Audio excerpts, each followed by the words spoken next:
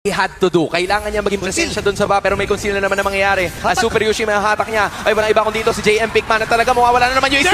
Sumugod na si James Max. Isa-isa na ata dito ang mga miyembro ng Onyx Philippines. Check Eagle din sa benta likod. Uy! Sentry namatay sa kamay ni Isabero. Siya yung nakadalawa na Purify na gamit. Pero naghahabol pa rin si King Kong. Super Prince. Unbreakable. Iwan natin Falling Star Moon. Iwasan ni King Kong yung dalawang attempt. Dito ng AP Brand. Tumama na naman yung Star Shot mula kay Super Prince. Habang kakakatingin si James Max. Super Prince ay tutumba. First blood para sa The Man with the Million Moves. Nagamit na rin yung Revitalize ni Kirk. Pero pinagtutulong naman ng mga miyembro din ng AP Brand. Pero kailangan ata nila umatras. Kasi si King Kong ay babawi na. Buti na lang meron din kay Escalera for some reason. Ganda rin kasi nung early game damage output na meron. Another circling Eagle. Okay, wala tinamaan yung AOG pero tuloy-tuloy pa rin sila. At sila magtatagumpay. Patay si King Kong dito. Nagamit yung Wrath of Triad.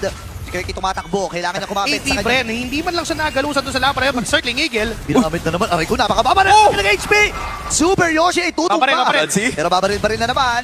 Nag-aabang na ng Star Shotter. Masyado na atang malayo. Oh! Si Escarrera. Tinutukan sa mo. Pinatuhan na lang lahat. Pero hindi pa pala tapos sa pananalak. Kasi makakapatay din. Si James Banks. Wala dito kay Kirk. Pero, Nakalapit pa ito si James Punks. Pero nakita si Savero doon sa may damo. susubukan natin nila mo namin. James Banks! Uy! Ay, pinuntahan na agad si Savero. Hindi na ikasa. Yung torn apart memory. Napakabilis sa pag-kitil mula sa AP. King Kirk ngayon ay kailangan na rin lumayo. Super Yoshi bababa sa kalahati.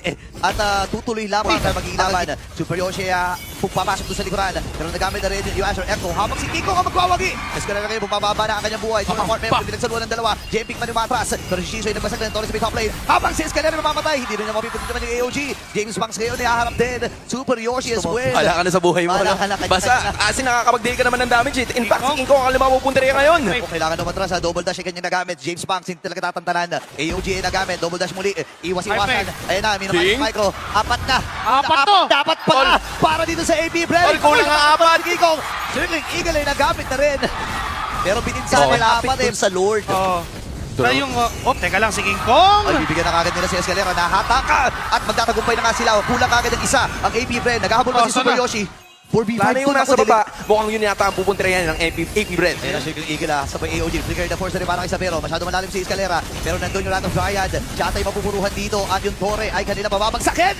Pero naisahan na kagad sila dito. Escalera ay Escalera, halos mga kalahati na ang buhay nitong Lord. na available na yung Divine Binding. James Si Banks. Nancy pumasok na nagamit din yung Isabero Wind of Window Nature. And si James Banks Uy. yung pupuruhan. Buhay pa rin si Isabero. Tulong ang memory. Kanya nagamit.